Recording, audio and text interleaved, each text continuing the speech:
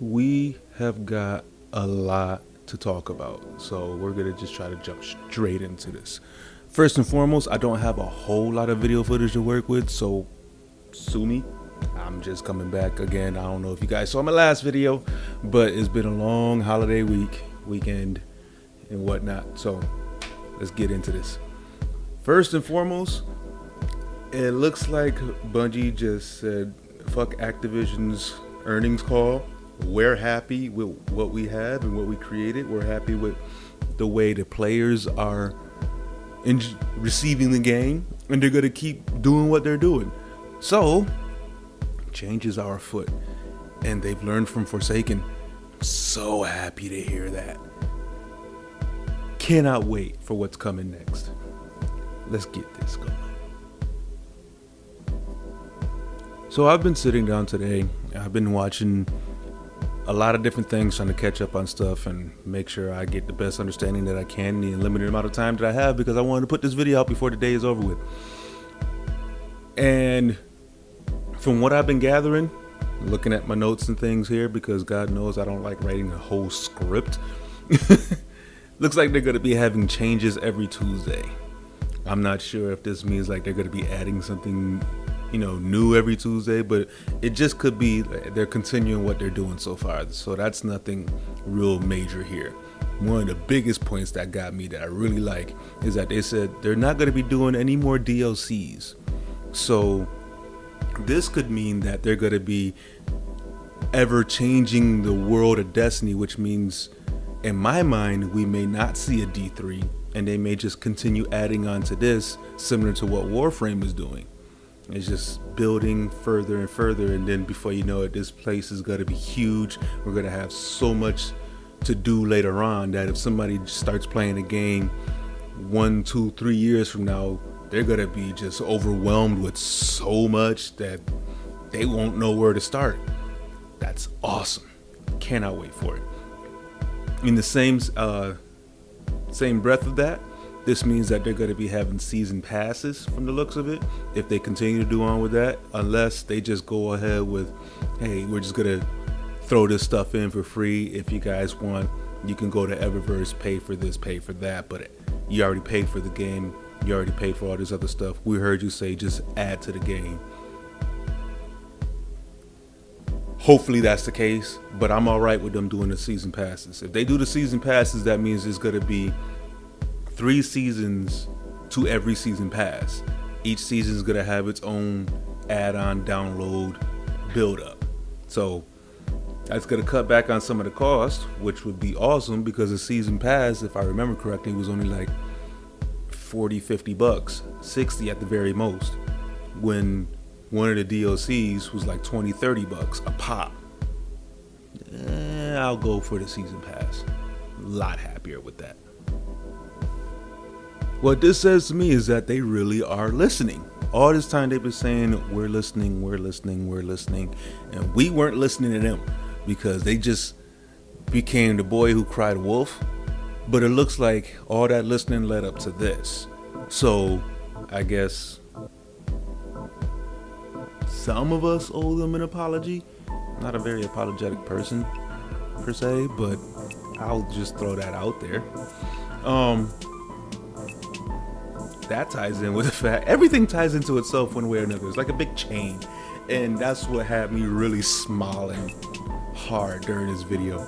It all changed into one big beautiful necklace that I'm just gonna wear around like I just joined the Wu-Tang Clan.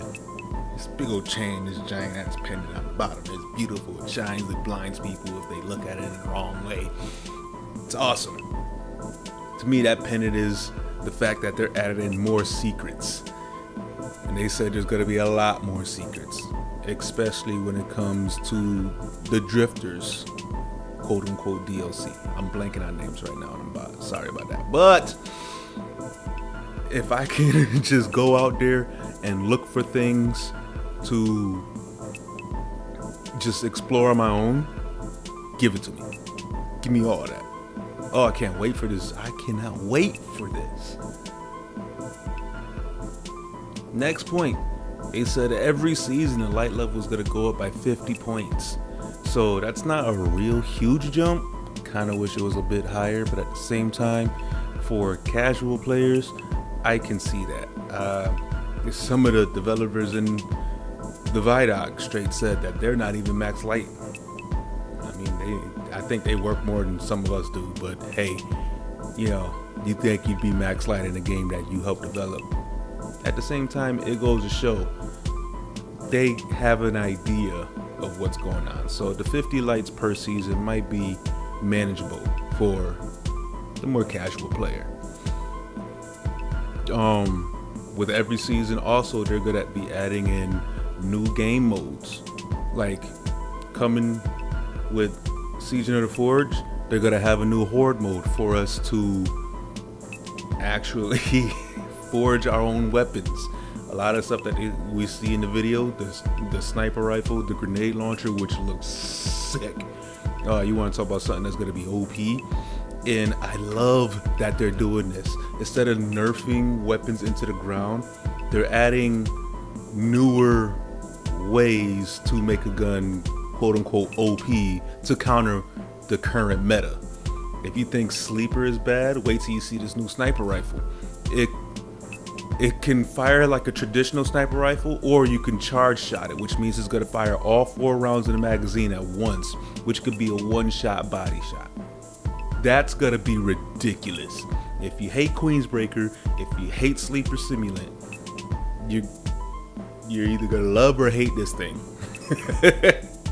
That's just how it is. The grenade launcher is going to fire arc charged grenades, which are pretty much sticky grenades that hold an electric charge between 3 or more of them. If you surround enemies with that thing, you can see it in the video, you can just kiss them goodbye if they're not smart enough to get the hell out of the way. There's another fusion rifle with tracking slugs that set things ablaze. I'm gonna hate that thing. I know I am. It's gonna follow me everywhere. The guy straight said it. It knows where you live. Why? Oh. The one weapon that made my ears perk up though was that they said there's basically there's a thorn bow thorn, however you want to call it. I need to get my hands on it to figure out exactly what this thing's about, because if they're gonna mention bow and thorn in the same sentence, I love both of those things. It had better be dope, because that's probably going to take place of whatever weapon is in that slot. If it's in the primary slot, then oh my goodness, I'm sorry, go figure, you're going to have to go. If it's in that secondary slot, God, the secondary slot's a little easier for me. That's interchangeable in my book. That primary slot's the hard sell though. They're also going to be, they never said it, but it's speculating that they're bringing back the last word. That's something I can believe. At the same time, however, I think it's gonna be something else. And I'm kind of feeling, I'm gonna leave the speculation for another time. I think it might be something else they're bringing back, and last word's gonna come later. What else is coming with it? It's gonna be having some new mods and new weapon perks. I don't know if this also is going to go for armor too, but they're going to add more to the perk trees, so we'll be able to select more things, and that'll allow us to build our weapons and builds so much more precise, making us just that much more powerful. Ooh, I look forward to that. This is it, guys. We finally get to go into the city. Granted, it's not a free roam type of thing. It's not an open world kind of thing where we just going in and talking to the people or defending the city from whatever may be going on within. It's a raid. I'm still stoked about it because we're going into the city. We finally get to step inside of the wall. Been wanting to do that for a while. The only thing that kind of set me back when they mentioned that was the fact that they said it's very Wrath of the Machine-esque, and anyone who lived through that remembers what that did to a lot of groups and friends and clans and whatnot. Yeah, we'll see how it goes. I'm on the fence about it,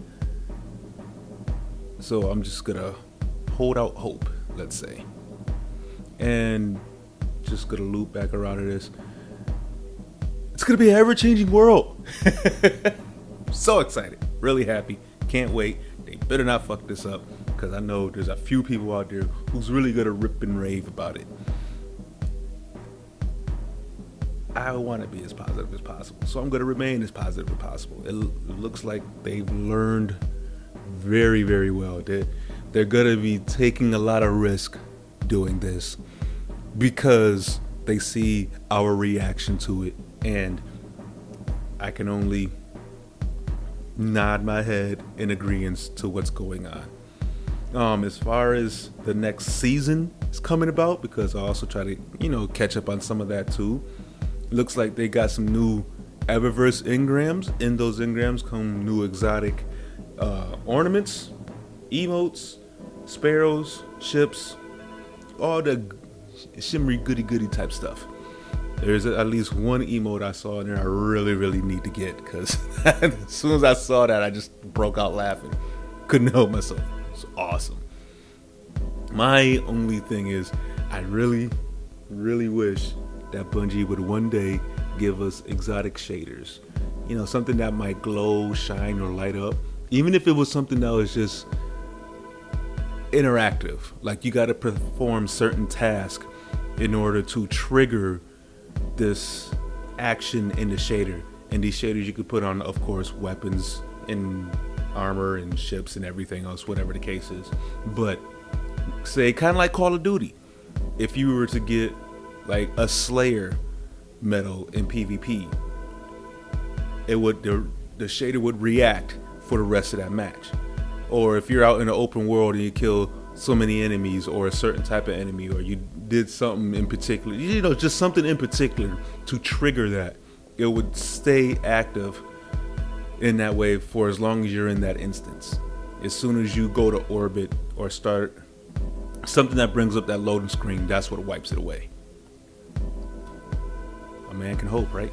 So, in a nutshell, Destiny's making exciting stuff happen.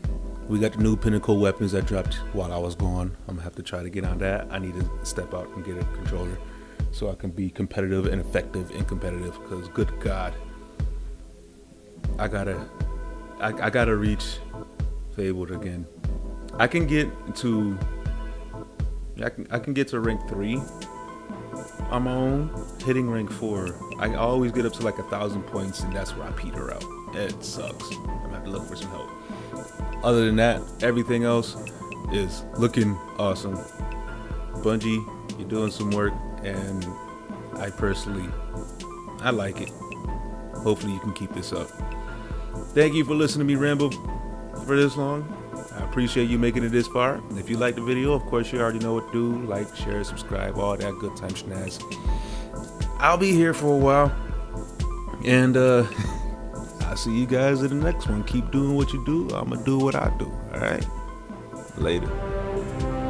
Destiny has fundamentally shifted with Forsaken, and I think that what you're going to see from now on is a lot of the philosophies that we learned and demonstrated are going to be carried forward. New pursuits, pinnacle activities, raids, new weapons, and more power to go after. And that's what the seasons and the annual pass are about. Every time you log in for the reset on Tuesday, something's happening in the world that's changing. It's going to be like a little advent calendar where you're unwrapping the little gifts underneath the tree, not knowing exactly what's in them.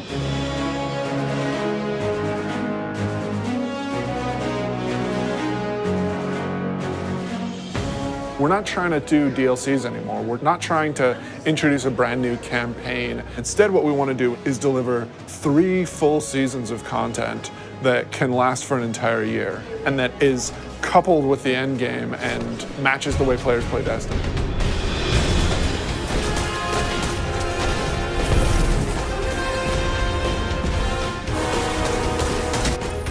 We're taking a really different approach this time around. We're changing that paradigm a lot. We're changing because of the player feedback. We're changing because of the reception to Dreaming City. We're changing because players want to be able to experience the game, not just in day one feast mode. They want that buffet to last throughout the year and give them reasons to keep coming back. For Forsaken, the quote was like, it's an end game with a campaign, not a campaign with an end game. And we are definitely like adding to the end game.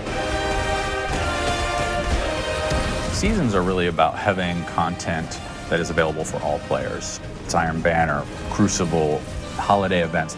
But Annual Pass is about having this additional layer of premium content on top of that. The most exciting Destiny is that kind of unexpected Destiny. That is so cool. They like open up portals. We had secrets in Forsaken, and now we want to do more secrets. We can't talk about those, otherwise They're they not wouldn't secret be that anymore. So the nature of trying to surprise people is that sometimes you're going to land things and sometimes you're not. The Forsaken Annual Pass is about continuing to like take those chances and take those risks and trying to surprise people with the different ways that we're going to deliver content. Dude, this is awesome. It's tasty, nutritious, and delicious. It is dead taken. Whisper of the worm. Heck yeah. Woo, baby. I'm not at 600 yet. I don't know if you are, Nope, but like 580. 580. Yeah, 564, I think. He went on vacation I went for on a week. vacation, It's fine. so Every season, we are going to be raising the power cap by 50 for all Forsaken owners. They're still going to get new gear. They're going to get to raise their power to improve their Guardian. For the annual pass, we want to provide a new way for you to pursue the end game. So in Season of the Forge, that's going to be the new Black Armory forges and a new Horde mode based experience.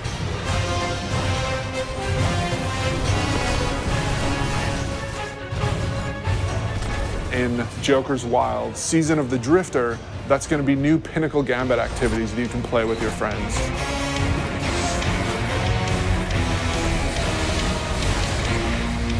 And then in Season 7, the focus is really on discovery and subversion and exciting new secrets that we can't wait for players to discover themselves. But the annual pass really starts going in earnest in December. That's going to be when you're going to discover the Black Armory. You are not welcome here, Guardian.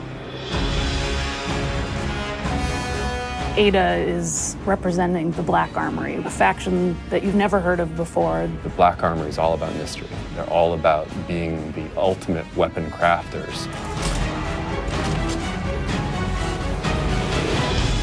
Ada has been keeping the secrets of the Black Armory since the Golden Age, trying to keep them away from Prying eyes of the Vanguard. keep them away from the prying eyes of the Vanguard. She doesn't really trust Guardians, but some of the secrets have been lost even to her. She needs you to go out into the world and hunt down each forge. Reclaim it, reignite it, and build out the arsenal even further. You will have to push back waves of enemies so that you can actually get your components into the forge and manufacture your weapon yourself. You're the blacksmith, and you are forging those weapons. Yeah. Like sci-fi meets magic. We've heard players asking for matchmaking and activities. This new Forge activity delivers on that. We're trying to address the challenge with like Escalation Protocol and Blind Well, where we know you want to play with people, you want to matchmake with them, and so this is our first step into solving that problem. The Black Armory is these lost craftsmen who develop these special weapons that from founders we haven't seen before, all coming from the Norse and Japanese and French family lines. There's 3 families that were involved in the Black Armory. You can definitely feel the theming in those weapons and the backstories and how they came to be and the roles that they perform. Izanagi's burden is the crazy sniper rifle where you have a magazine of 4 rounds, and if you do the special reload, it actually crams all 4 bullets into a single round that does damage. That is brutal and will like totally compete with Whisper and Sleeper. It's a sniper rifle that can body shot an enemy. That's all I need to say. The bow is from the Fringe family. It's beautiful. It feels a little thorny in the way it plays. Thorny, If you like Thorn from Destiny 1, you're gonna love this bow. Jotun is the fusion rifle. Goes on your hand. It goes on your hand. It's the arm blaster, as it was affectionately referred to, and it fires a giant fireball slug that will set the ground on fire. And it follows you. And it will track you down and murder you. It knows where you live. So we've got 5 new exotics, including 4 brand new awesome weapons and 1 old favorite.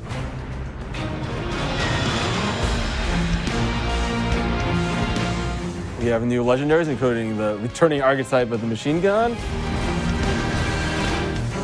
And then we've got a bunch of new weapon mods for you to configure. And we have new perks that basically you have more options within columns.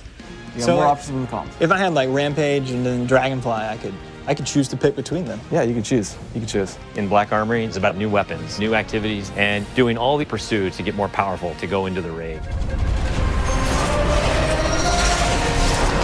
We're gonna mix it up. We're gonna go to the city. Like, we've never done anything like that before, and it's awesome. And you drop straight into this old part of the city that you haven't ever been in because it's been off limits. It's about the unexpected. It's got vehicles. It's different in a very refreshing way. It's a throwback to Wrath of the Machine style combat. It's much more focused on high action, high adrenaline. Keep the throttle pegged. That would be my advice. We really don't want to be a box product that you think of as being on a disc. We want to be a world that evolves and changes over time. Anytime you try something new, it's going to be uncomfortable, it's going to be scary, but we got to forge ahead. Like, the world's changing, games are changing, it's time to set a new course. Yeah. We don't want to play it safe. We want to take risks, and we want to have this annual pass explore some of these areas that we